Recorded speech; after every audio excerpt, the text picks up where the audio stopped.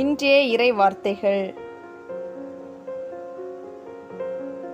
நீங்கள் இவ்வாறு இறைவனிடம் வேண்டுங்கள்.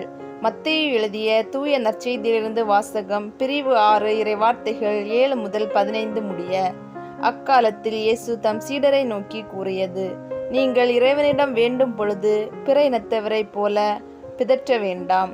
மிகுதியான சொற்களை அடுக்கிக் கொண்டே போவதால் தங்கள் வேண்டுதல் கேட்கப்படும் என அவர்கள் நினைக்கிறார்கள். நீங்கள் அவர்களைப் போல் இருக்க வேண்டாம். ஏனெனில் நீங்கள் கேட்கும் முன்னரே உங்கள் தேவையை உங்கள் தந்தை அறிந்திருக்கிறார். ஆகவே நீங்கள் இவ்வாறு இறைவனிடம் வேண்டுங்கள்: விண்ணுலகில் இருக்கிற எங்கள் தந்தையே, உமது பெயர் தூயதென போற்றப் பெறுக.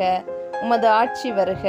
உமது திருவுள்ளம் விண்ணுலகில் நிறைவேறுவது போல மண்ணுலகிலும் நிறைவேறுக.